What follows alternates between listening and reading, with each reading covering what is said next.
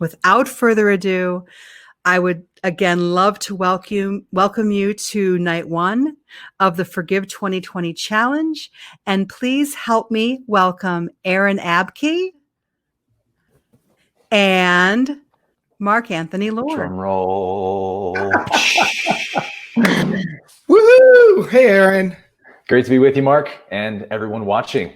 So good to be with you, everyone. Welcome to the kickoff of the Forgive 2020 challenge. I am Mark Anthony Lord. That is Aaron Abke, and we are so really humbled and honored to be of service to you over these 4 days. Our commitment is really so high and so deep in service to you. So thank you for being a part of this challenge.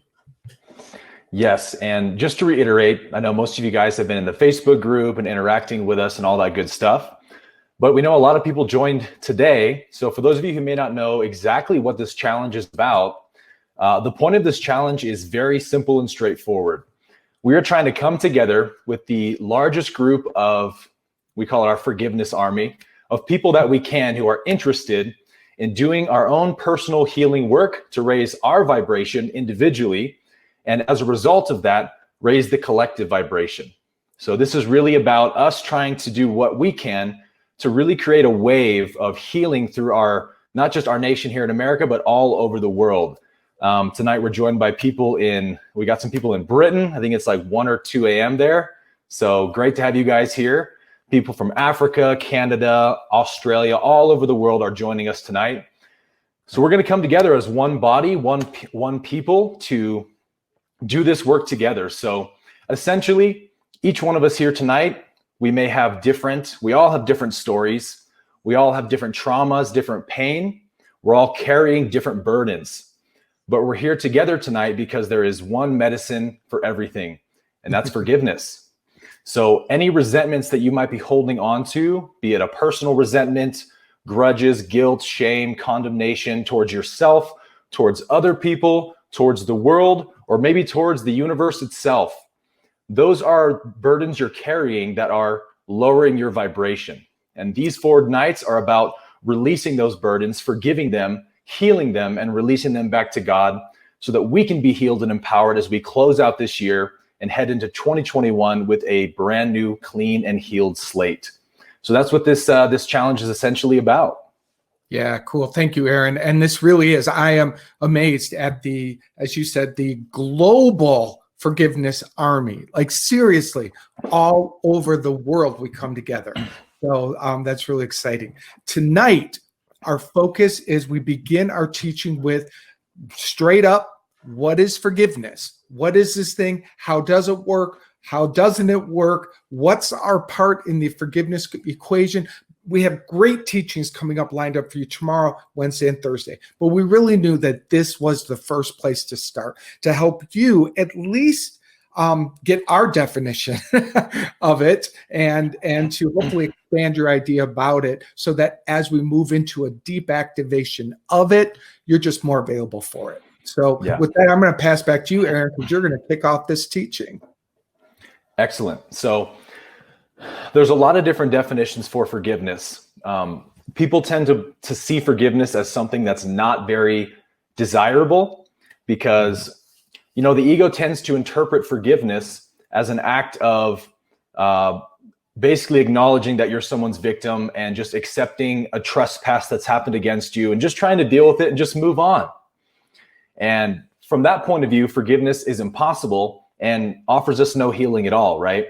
So what we want to do tonight is really to reframe your view of forgiveness so that you can see that it is actually the number one act of self-empowerment that we can do. And of course, the only act of healing we can actually do.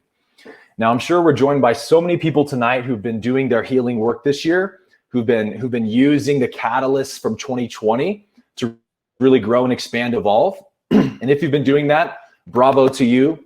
Way to make use of these catalysts. But at the same time, there's little pieces within us that are still holding resentments and things like that we may not be aware of. So to sort of give you a different picture of what forgiveness truly is, I always like to start with the idea of karma. Yeah. there's a really amazing line in the Law of One where Ross says that forgiveness is the only act that shortens the need for karma in an incarnation. So what does that basically mean, right? What exactly is karma? From my point of view, karma is essentially anything that we do that makes our sense of I, when we say the word I, more personal and less universal. So each and every one of us has that ungiven knowledge, I am. And in fact, I am is the only firsthand knowledge that we have. Everything else we attach to I am has been learned, right? Or gained or gathered throughout life. Other people have taught us things, conditioned us in certain ways. So we begin associating our sense of I with all of these different things, identities, beliefs, ideas, thoughts, and so on and so forth. And so karma accumulates as essentially we make that sense of I more and more personal, or more and more separate, as the Course in Miracles would say. So anything we do that enhances the belief in separation is karma. So of course, only forgiveness can undo that kind of karma. So unforgiveness, when we have unforgiveness towards ourselves or anything, actually increases karma because it's enhancing the belief that I am a separate self. Mm-hmm. Now, what enhances ego, again, creates karma. So the universe is inherently, and this is also a teaching from the Course, the universe is self-organizing and self-correcting. So it's always seeking to correct these imbalances or these misperceptions. And what corrects those is what we call love. Love is the sort of correction principle built into the universe. So karma is essentially creating a higher probability of us experiencing challenging, painful, difficult outcomes, because the universe is going to essentially bring us, according to what our karma is, it's going to bring us life experiences that force us to question that identity, to stop believing in it, essentially. Because the longer I hold on to my personal karma, the more I suffer. Yeah. And eventually we get tired of suffering and our heart becomes open to forgiveness. Awesome. I'm going to jump in there. Thank you, Aaron, because the other thing that's so important about this challenge is, and what we've presented to you is, so what Aaron just said so beautifully, the individual karma. Now we are all sitting in the middle of collective karma, which means Aaron's grudge and my grudge and your grudge and 8 billion people's grudges and disconnections and misunderstandings.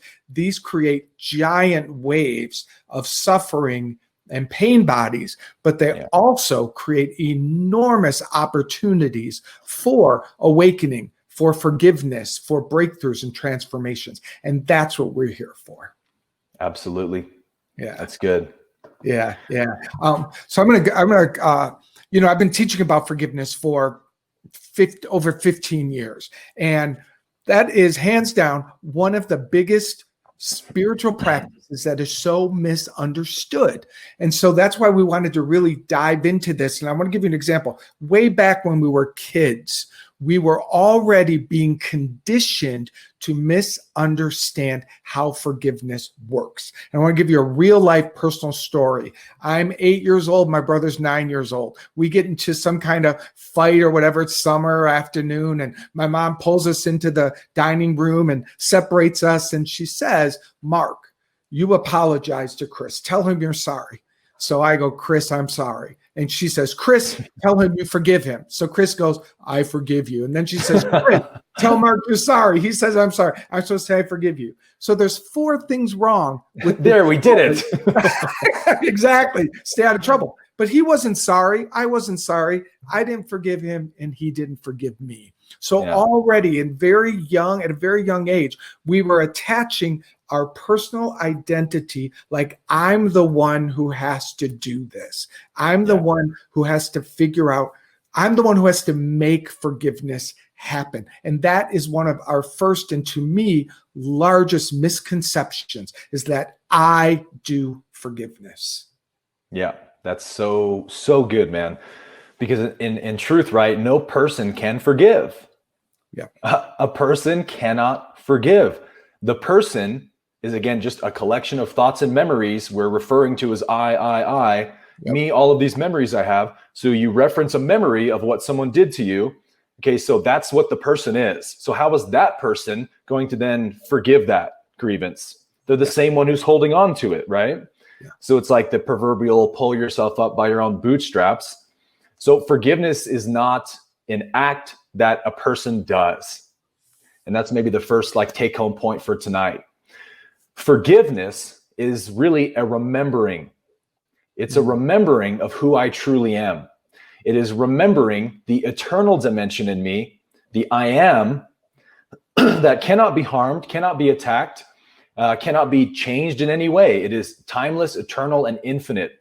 And it is entirely possible to really know yourself, to truly have your sense of self rest in that place. And we get that to that place through this practice of forgiveness. When we use the word practice, even that is just a concession to the idea that I'm a person who needs to forgive. Okay, so really we're just remembering, as the Course would say, the Christ, that I am the Christ. I cannot sin, I cannot be harmed. So there's a line where the Course says, it's impossible to be free and hold your brother in bondage at the same time. Yeah. Because if I believe that you're guilty for your sins, no idea leaves its source, I have to believe I am guilty for my sins. So other people become our mirrors to show us what grievances we're holding against ourselves. Truthfully, all forgiveness is forgiveness of self, right? You can't forgive another person because there are no other people. And secondly, a person can't do anything to you. You only forgive your own misconceptions, right? You forgive your own misperceptions of who you are. So if I believe that someone has attacked me, I must first have believed that I am weak and fragile and finite. And that's the mistake. And the universe will seek to correct that mistake by, again, bringing you experiences that force you to learn how to forgive. So forgiveness is really just waking up from the nightmare of separation. It's remembering who I truly am. Yeah. And there is no great or small in what forgiveness can do. You know, Course in Miracles says that there's no miracle too great or too, like miracles can be done on every single level, from the smallest to the greatest. And that is the absolute truth of forgiveness. And I know some of you, myself included, because I walked this path myself, where the story felt, my experience was so big, I was absolutely certain that forgiveness was not going to, wasn't going to heal this. And because I believed that, I was seeking support in how bad my story was. I was attracting therapists who confirmed my story was so bad. And I would hang out with people that agreed of how stuck I was and how sad my story was. So as I was convinced that forgiveness wouldn't be able to do this, I was also convincing myself by getting more proof of that, until a miraculous breakthrough where forgiveness and only forgiveness transformed this for me. So I share this to say, if you're one of those people here that feels like, how could this ever be forgiven? I promise you, if Aaron and I are 1,000% certain that forgiveness must and does take care of it. Mm-hmm. Yeah, there's that line in the Course that says, there's no order of difficulty in miracles. Yes. They're all the same. Why? Why is something as horrendous as like murder or pedophilia as easy to heal for God as a little bit of a white lie or something? Yeah. Because all acts of separation come from the belief of being a person, and it's only that belief we ever correct. It's truly, forgiveness is truly everything that you want, because it uproots the whole cause of all of the problems. It doesn't deal with the effects of the problems on the surface level. It goes right to the root and says, I am not this person at all, and gets rid of the illusion. Yeah. So we see, in terms of it being an act of empowerment in that way, when we see Christ on the cross, literally in the act of forgiving his murderers while they're murdering him, nobody says, oh, what a weak thing to do that was. Oh, he forgave his murderers while they murdered him. He has no spine. Like, no, quite the opposite, right? We see this act of forgive them, Father. They know not what they do. And we go, wow, How incredible is that? That's the power of forgiveness. Christ hanging on that cross, being nailed to it, saying, hey, you may be nailing me to a cross right now, but I'm not your victim. Yeah. And that's power. It is power. It is power. And here's the key in that exact statement that you're talking about, because as it was written and what it was said was, he said, Father, forgive them, for they know not what they do. He didn't go, I forgive you. I forgive you. Like, that's the exact point we're trying to make. He did not identify with the I. In fact, he did what I have come to know is the best way to do forgiveness, which is to ask, or command, which is another form of asking. He said, Father, higher love, oneness, truth, innocence. You do the forgiveness work that must be done here to set these people free. It's such a profound, different understanding of forgiveness and how to do it. Exactly. It's really just refusing to equate myself with the not self, with the personal I. Yeah. That's really all it is at the end of the day. So it's like the not self creates this dream world of oh, look at all these horrible people doing things to me. Why did that have to happen? God is so cruel, XYZ. And it's all in your own imagination. The personal I is being imagined. So forgiveness is like the voice of reason that serenades you out of this nightmare and says, wake up, O sleeper, remember who you are. You are the eternal Son of God. You cannot be harmed. And as soon as we see that, forgiveness happens. Nobody does it. It's just a shift in perception from fear to love. Yeah. So we each have a story we're going to give really quick on this. I was a couple of years back, I was dating a girl who lived in San Francisco. And as we know, the homeless population's gotten really out of control in California. So we would walk down the street, every day, wherever we were going, and we would pass tons of homeless people all the time, on drugs, just not really there, very spaced out. And one day we were walking down the street and this homeless guy who's clearly on some kind of drug was kind of zombie walking towards us and looking at us. And I just kind of had my eye on him.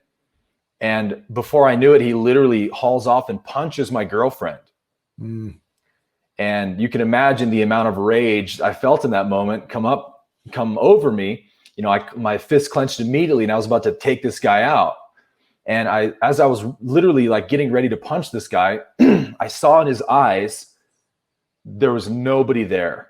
He was completely drugged out. There was no consciousness present. He was just a walking zombie, basically. And something about seeing his true state reminded me that he's innocent of that, his true self, right? And as soon as I saw it, I could feel my fist just let go. And there's no point. What would that accomplish? I forgive you. You know not what you do. So it's like, I didn't put any effort into that. It was something I saw that shifted my perception. Yeah. Yeah. That's a great story, because it is like you said, it is in the seeing things differently that gives you the moment to respond from love. Because had you not had that moment, it would have been completely justifiable to pummel the guy. Right. And most people would have. Yep. For sure. Yeah. But I believe in that moment.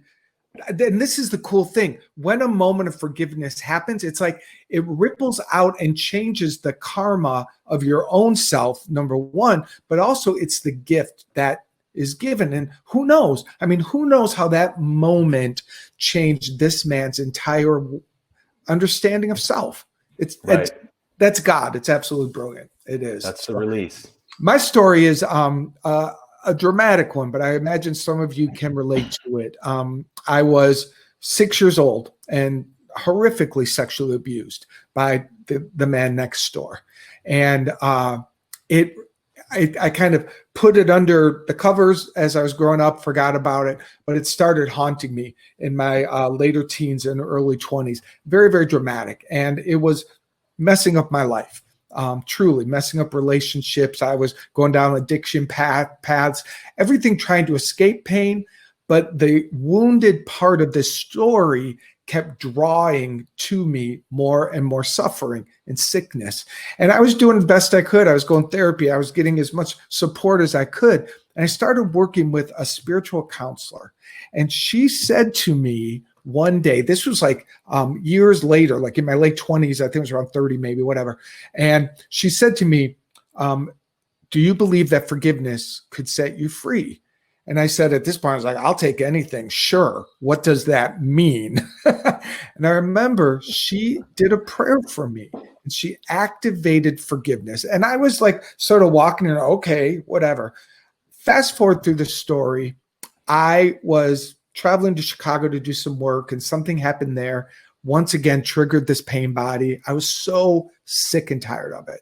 I got on the plane to fly back to LA where I was living, sat on the plane, window seat, turned my head, put on my sunglasses, started the tears coming out of my eyes. And I just was like, God, please, please. And I heard what that woman said. I said, I asked if forgiveness set me free. I asked if I just kind of kept saying that. And the video of the trauma started to come back and haunt me yet again. And I swear to you, in that moment, I felt spirit, God, something pull me out of it, like watching it as the observer. And I heard this voice that said, see this as I see this. And the whole story became light on light on light. It was like just light dancing. It was all innocence. I'm telling you, it was absolutely unbelievable. And then the story was kind of put into a ball or something, like thrown up away. And I was told, this story will never haunt you. It is forgiven. It is done. And I promise you, that is a miracle that I could not have myself caused. But I promise you, to this day, I am unharmed by that story on any level. I mean, I was truly set free. That's a big ass story that I could have used as a victim for my whole life. Oh, yeah. And most people do. Yeah, exactly. So that's what I say to you all. Like, this stuff works. It works. I love that you said the breakthrough is when he said, see this as I see it. Yeah. That's all you got to do. You just got to see it from the higher point of view. Yes. Yeah. And I believe that the willingness to do the work, because one of the things that I believe is true in my experience is that forgiveness is not a one-time deal. Mm-hmm. It's a practice. Like you said, we've got to be willing to do it and to continue to do it, because sometimes forgiveness is just kind of peeling away layers of the onion and it's doing the right work. But we can't just, well, I forgave that last month, so I don't understand why it's still here. Well, do it again and do it again and do it again. My analogy of that is, I also went to the gym last month, but if I don't keep going to the gym and keep showing up, I'm not going to get a change of result. That's my experience of forgiveness, is that we commit to an ongoing practice of asking for it to be done. I never deny someone a miracle. Like, hey, if you could say it one time and it shifts for you, fantastic. But my experience is we have to keep being willing to activate it and go deeper into the practice of it. Yes. And that's really what makes the practice very easy and straightforward, is that as often as you feel yourself suffering, as soon as suffering arises, okay, that's a little remnant of the separate self still running around up here somewhere. So let me follow those footsteps, see where it's going. Where's the perception off? And that's where forgiveness begins. So in terms of like practicality, what does it look like to do this practice? I think 3 steps, Mark, we put it down to? Yeah. Basically a 3-step process. So we've been over the fact that forgiveness is not something you do as an act of effort. The separate self is caught between pleasure and pain, and that's all it can ever do. Chase pleasure, avoid pain, hold grudges, chase after attachments. So you don't do forgiveness. You simply give up the perception that was causing suffering. So suffering arises. I question the thought. Okay, show me where my perception is off right now. I acknowledge that this is a flawed perception causing this. God's reality contains no suffering. It's only love, only oneness. So if I am suffering, I must be swearing allegiance to the ego's thought system somewhere. So you just surrender that perception, sort of like an AA, right? First step is admitting the problem. Yep. And after you surrender your flawed perception that's causing the suffering, you just ask the Holy Spirit, or whatever you want to call it, to correct your perception. Show me where my thinking is off. Show me where my self-perception is off, because that's really always what the problem is. I'm seeing myself not as the Christ somewhere. I'm seeing myself as weak and lacking and a victim somewhere. Show me where that is. And then, most importantly, keep quiet. Just wait in the stillness, right? You don't go digging around for a new perception. Surrender, ask, and wait, and keep quiet. There's a line in the course that says, learn to be quiet, for his voice is heard in stillness. And I think a lot of us who meditate regularly, we see that this is very true. It's when we get into those deep states that we start getting all these downloads and all this clarity comes rushing in. That's always available if we can just get quiet within ourselves, rest in the place of being, allow the Holy Spirit, the correction principle, to bring the correct perception to us. Yeah. I love that so much, Aaron. I love that so much because, and you guys, I hope you're hearing this, because, you know, it's like, it's so habit for us to dissect and go digging and assume that it's this story and this reason and that reason. But what Aaron just described is like, stop. Let the Holy Spirit, the love of God in you, whatever you call it, let it unearth what it is that you're to see. And maybe it will be what you were thinking it was, but very often you'll be surprised at what it looks like, how it shows up. It does the work for you if you stay out of the way. Yes. Brilliant. Yes, yes, yes. Awesome. Other thoughts on this topic here that we haven't mentioned, trying to teach this to you all from 5 different points. When we get into the questions, that'll help us go into a deeper dive on it. Yeah, I think we basically covered everything from our forgiveness material tonight. So what we would like to do now, just before we get into the Q&A, just to kind of close this out with a bit of a moment of stillness where we can just kind of absorb the concepts that have been put forth here. It's not a learning that we're looking for, but an unlearning. It's not a concept that saves us, but the reality the concept points to. So let's just all close our eyes for a minute and just get still and just find that quiet, innate, shining sense, I am, within you.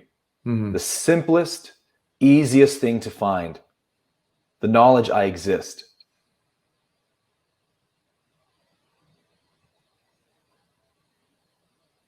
And as you just abide there for a moment, I want you to just listen to these words from A Course in Miracles. And don't think about them, don't analyze them. Just allow them to pass through you and into you, and just allow your beingness to absorb them. Because there's a place in you that already knows these words, and it loves to hear them. It rejoices to hear them. Mm-hmm. Let that place receive these words.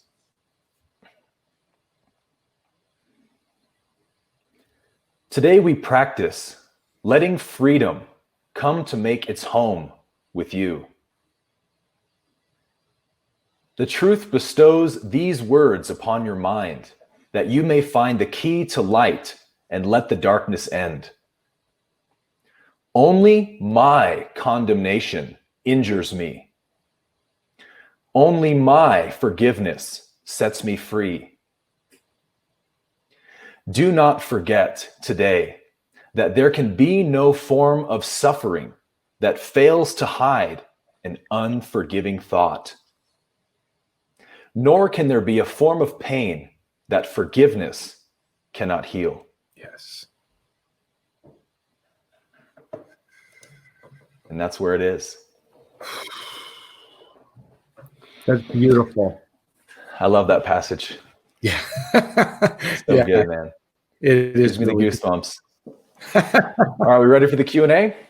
Yeah, before we do that, let's take a moment and talk about the bonus.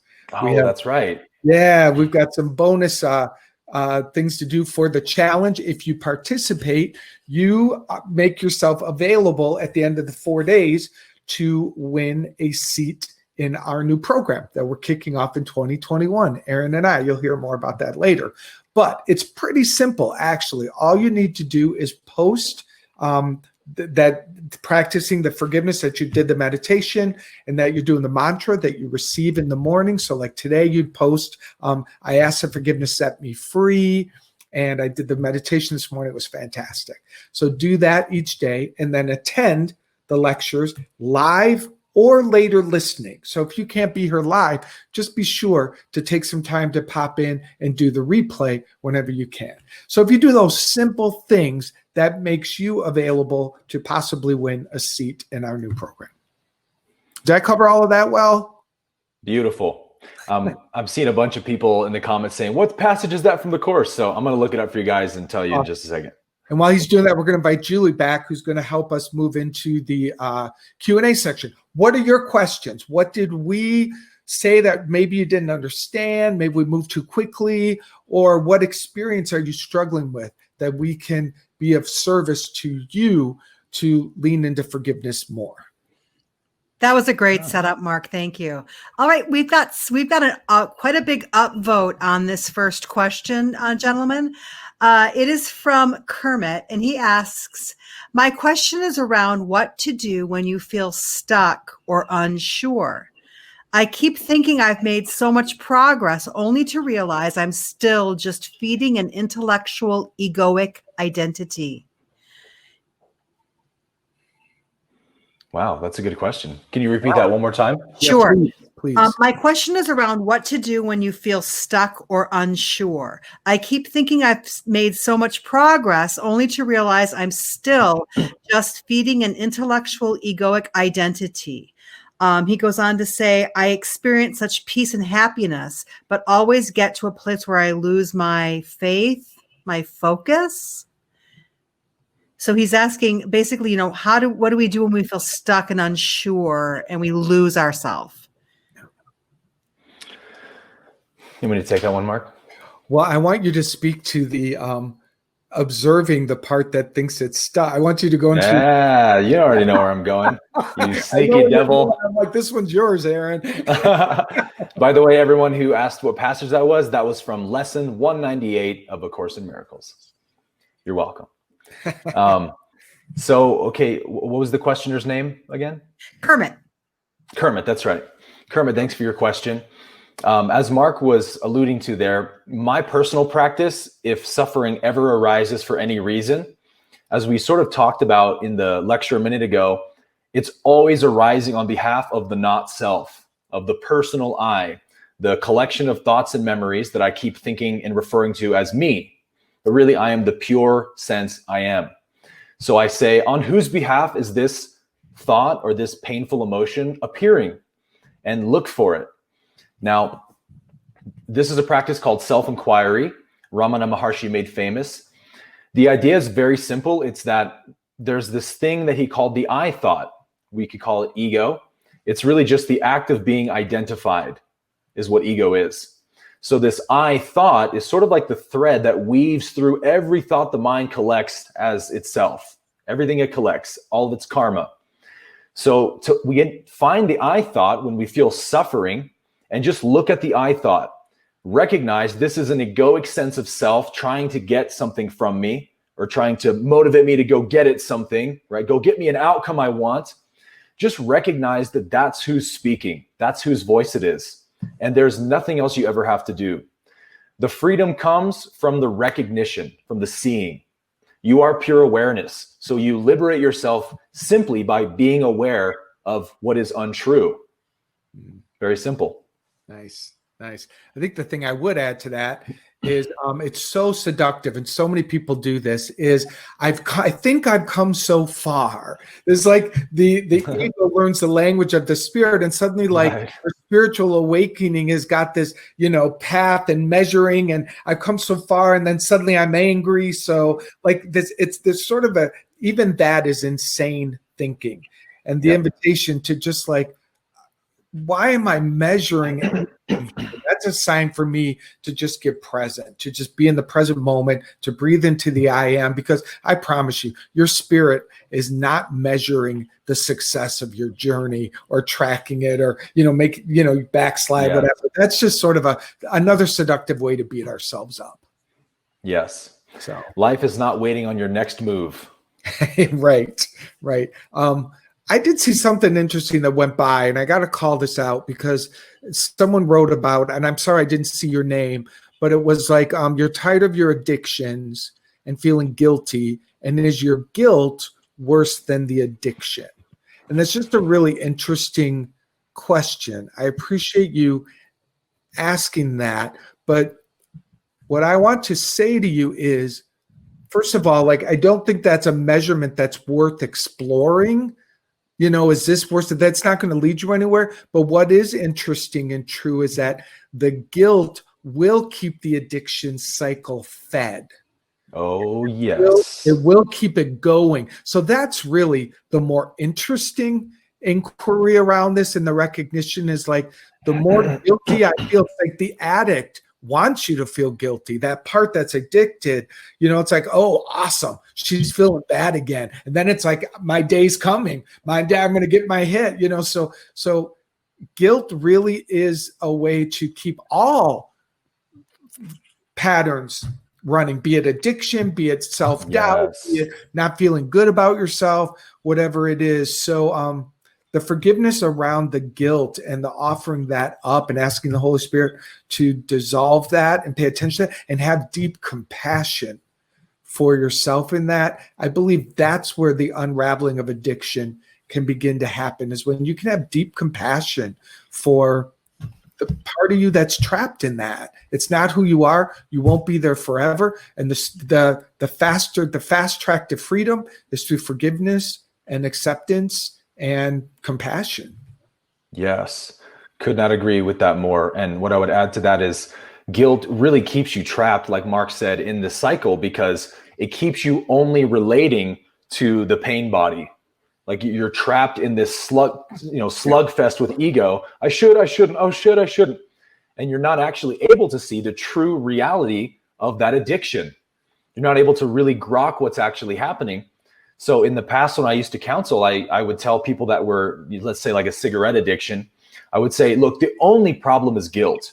Guilt is the act of being identified. That's why it's ego's number one weapon. So when you feel guilty for being an addict, you're identifying with the person, the separate self, the idea. Okay, you're not addicted to cigarettes. The body is addicted to cigarettes, right? So get rid of the guilt, which is the belief you're doing it. And suddenly you start to notice all the other things about this addiction that I really don't like very much. So I would tell my clients, just if you feel like having a cigarette and you can't resist the urge, just have the cigarette and don't feel guilty about it. Yes. Get rid of the guilt. And what happens is so amazing when they're actually able to get rid of the guilt and just, there's nothing wrong about this, just another thing.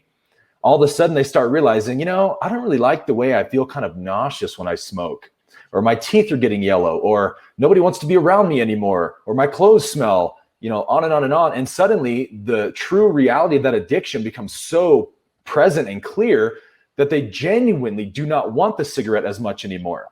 So every time they reach for it, the suffering of knowing what it's causing me is greater than the addiction to the cigarette. And then less and less they reach for it until the addiction is extinguished. So again, nobody became unaddicted. You saw the unreality of the identification. Yeah.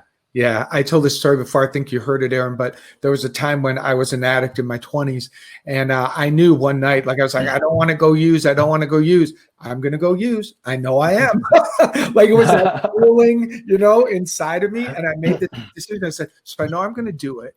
I'm going to say God the whole time. And I'm telling you all, I walked through the whole habit, the whole ritual of addiction, but I just kept saying, God goes with me. God goes with me. I don't know. I just had this other voice tracking through the whole process. And I swear to you, it was amazing. It was a little bit of time before I became free from that particular pattern, because I just like you said, I'm going to do it, but I decided to bring God with me. That's how I thought about it back then.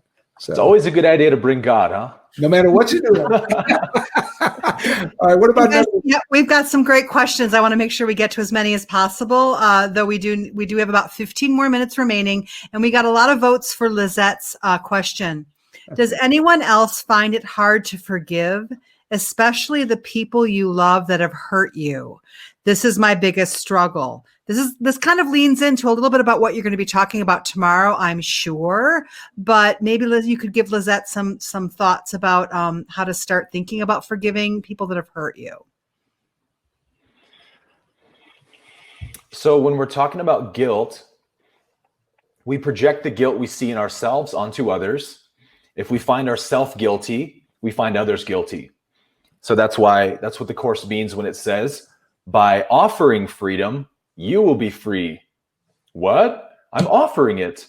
It's not mine. Well, if you're giving something, you must be the source of it, right? So by offering, it's that concept of giving is proof of having, right? So there's two things I'd like to say about guilt, or like two laws of guilt. The first one is that all pain must be offloaded. Period. End of story. If somebody has pain, their consciousness is immediately looking to get rid of it, because it's literally toxic energy in the body. The body doesn't want to keep toxic energy in it. So it looks to project that pain outside of itself. Who can I blame? Who's responsible? Who can I accuse so that I'm not the burden bearer of this pain? So if you know that that's true, that all pain is offloaded, has to be offloaded, then you start recognizing that in other people very quickly. The second law is that anyone who is causing pain to another person is only doing so, and I could highlight, underline, only doing so to offload their own pain. Yeah. So somebody who doesn't have pain is incapable of hurting others. So really just to go to that recognition for me is the easiest path out to change my perception. If someone's ever causing me pain, oh, it's just because they have pain and they're just trying to get rid of it. They don't even know they're doing it. It's an unconscious movement. So in that light for me is where I find forgiveness. Nice. Beautiful. I would say I want to add to that real quickly, because this is the issue and you brought it up, and I feel like I want to scream this from the mountaintop. I never, ever, ever struggle from saying, I don't know how to forgive. I don't know how to do it, because I don't think that's my job. This is do it. point. When you say I'm struggling trying to forgive my family, well, you're struggling because you're trying to do the job that isn't yours to do. The Holy Spirit does the forgiving. You're struggling because you're focusing on what isn't your part. Your part is not hard. All you have to do is, I ask that forgiveness set me and my family free. I ask that forgiveness change my perception. I ask that the Holy Spirit give me a miracle and give me a healing, whatever way you think about it. What you do is you activate it and you become open for the change to happen inside of you. You don't do it. So all of you are listening. I'm struggling with forgiving this person. You're struggling. No, you're not. You're not. What you're struggling with is struggling with being right. What you're struggling with is making them wrong. What you're doing is you're stuck in a lot of all the personal stuff. All the personal stuff that is blocking you from remembering. All you have to do is observe, become aware that you're feeling bad, and then activate forgiveness. Ask for it to be done. Command for it to be done. And then, like Aaron said earlier, be still. So be still. No more I struggle with forgiveness. It's not your job. I'm gonna try to pronounce this. I hope I don't do it wrong. Nafise had a question. She asked, how can forgiveness heal us physically? Any thoughts on that? I do. Are you okay with me taking that one? Go for it. All right. I actually want to really let Spirit answer this, because that's a really important question. Forgiveness is a spiritual practice that mends separation. Every illness comes out of back it up to a separating thought, a false idea, a belief that you are not one with God. In the back of every physical experience, if you could slow it down and back all the way up to what's behind it, what's behind it, what's behind it, what's behind it, it's a tiny mad idea that you're separate from God, that you're guilty, that there's something wrong with you. That is very often the inception and the reason. Forgiveness will drill all the way back to that very moment, and forgiveness will heal the originating problem. The forgiveness goes to the very core, switches your perception of self, and once that energy and perception of self is changed, it must outpicture differently. And that's how it works. So good. The Course touches on that when it says, all sickness is of the mind. Yeah. All sickness is of the mind. And the Law of One also says that. So really, we can say that the body responds to the mind, is the activating agent of the mind. So whatever disease, sickness, illness is in the body is really a response to a sickness and illness in the mind. Yeah. And the idea is, if we didn't have any of these distortions in the mind, sickness and disease wouldn't happen. Our physical bodies would still age, but they would age a lot slower probably. And the whole vibration of the planet, of course, would be completely different. So it's like sickness and illness is a systemic problem of a much greater, of the totality of the Earth's vibration. It's not even just on the individual level, but we individually can heal our sickness just through healing the mind. And I've seen it happen. I saw it happen in church growing up. It's happened to me before.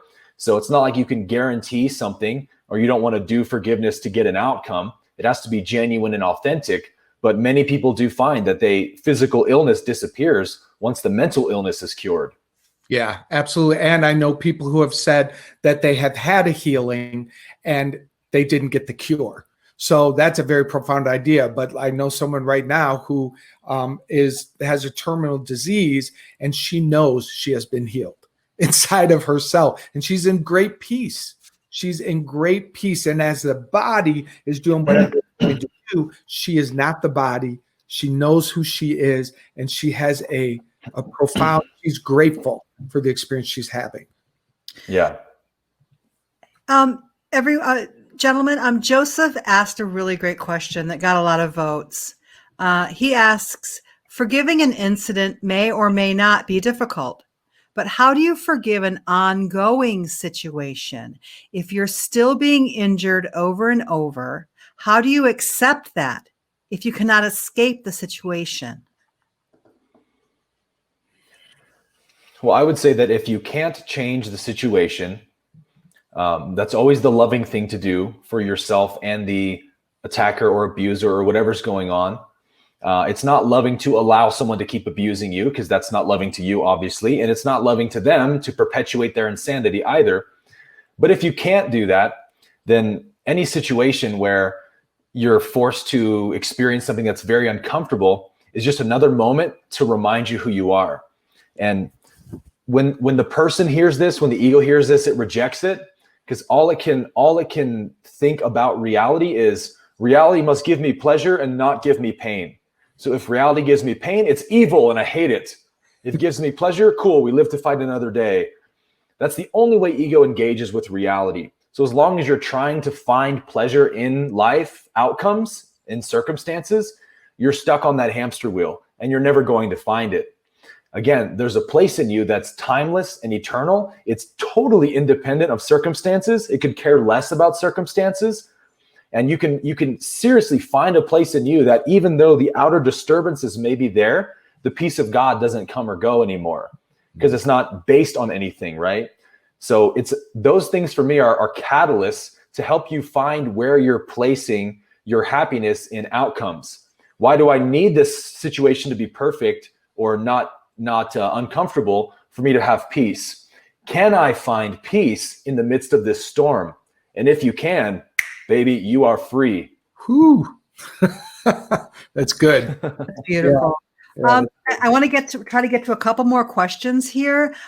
Sunshine asked kind of a beginner's question I thought one of you could address. How do you define forgive? Is it something for me or the other person? Is it letting them off the hook? I heard forgiveness is a gift I give to myself. Do you believe that? Want to take that one, Mark? Sure. I do believe that. I absolutely do believe that. And Aaron did mention that earlier when he was talking, that ultimately, and this is a very high principle idea, all forgiveness is self-forgiveness. All forgiveness is for ourselves, because there's a belief inside of me that is what is a vibrational match with whatever I'm attracting or whatever's coming to me. So as I take that, we're going to talk more about this tomorrow. You're going to get a lot more insight into how that particularly works. But I'm losing my thought a little bit, and I'll pass it to you then, Aaron. But I would say, yes, yes, all forgiveness is ultimately self-forgiveness. I'm sorry, my mind just blanked. So take it. Yes. Yeah, basically you answered it, but forgiveness is for you and you only, because you can't force healing on somebody else, right? So your forgiveness many times will open an opportunity for somebody, especially if it's like real life forgiveness, telling somebody, hey, I've forgiven you for that. That is a very powerful opportunity for them to say, wow, well, let me walk into that door as well and forgive in return. But you can't make them do that. So you're never guaranteed an outcome with the other person in forgiveness. Yeah. You only need to set yourself free. So forgiveness is only for you, and to know that's super important, because otherwise ego will keep you on this game of like, but they still resent you for that. Don't you feel bad? Aren't you guilty? And then you have to keep forgiving the same thing over and over. So just know life will give that person what they need. It's only my job to forgive. Yeah. Yeah. And again, it's like it gets seductive for us to want to intellectually understand it. Honestly, practicing forgiveness and having the results of forgiveness with more freedom, more happiness, more spaciousness, allowing a person to come to mind, and you don't attach to suffering at all. These are the gifts and the results where you will say, oh, I know forgiveness was for me, because I'm the one that is feeling free now. So the answer is yes. Now it's just do it and practice it and prove it for yourself. Nice. Here's another bit of one of the questions that maybe comes from a newer place. One of our viewers asked, is the morning meditation breath work supposed to be difficult? I found that it actually increases my heart rate. Nope. Definitely not supposed to increase your heart rate. You can always alter the breath work to whatever's comfortable. It's not super important what breath work you do. We're just simply trying to get still and calm and drop into the body and out of the thinking mind. So we use the breath as an anchor point to focus on. So if you want to do like 3 seconds in, hold 3, exhale 3, that's just as valid.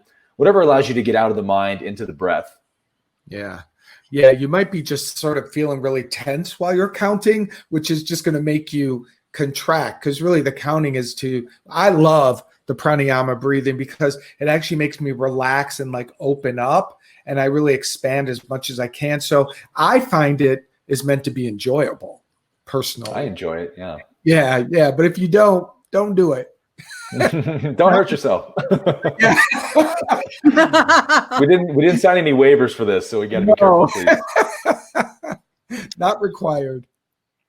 Here's another one from Bobby. Here's the one from Bobby Joe. After doing the meditation today, I felt great. As the day went on, I found myself trying to remind myself that I forgave myself forever. Laugh out loud. It was my insecurities, and it seemed to keep bringing my attention to them. Is this normal? Any suggestions on how to avoid focusing on the very thing you thought you released this morning? So how do you feel great at the beginning, and then as the day wears on, you feel less and you feel more challenged, I think is her question.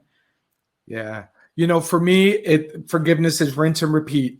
And I actually flip it over, and I'd say if I do like a nice big forgiveness experience in my morning practice or whatever, like you did today, and later the day, I find that thought coming back to me, I flip it over and go, oh, that's a call for me to activate forgiveness again. I ask that forgiveness set me free. I ask that forgiveness set me free. That's the mantra. And the mantra is meant to help you refocus the mind. And the remembering of the pain body, just think of it as hey, give us another dose of forgiveness. We're doing the cleansing work down here and we need a little more support. I don't know, that's kind of silly, but that's how I think about it. It's just a call for more. It's just a call for more forgiveness. And don't be seduced by I did it this morning already. Well, that's gone. That's the past. Right now, a call for forgiveness again is what is here. So just enjoy it. Yeah. All I'll add to that is the questioner asked, is it normal for the mind to keep bringing back that thing I forgave? Thank you. Oh, yes, it is. That is its only job. As soon as it sees that you have disconnected from a belief, it's going to go, whoa, we can't afford that. That's where we get our power from. Come on back. And it's going to throw the same tricks at you again. Because every time it's thrown it before, it's stuck. So it's just going to go back to that fishing hole until you stop biting on the fish hook, basically. So again, forgiveness is just a shift in perception. So as often as that insecurity reappears, question the one to whom it appears to.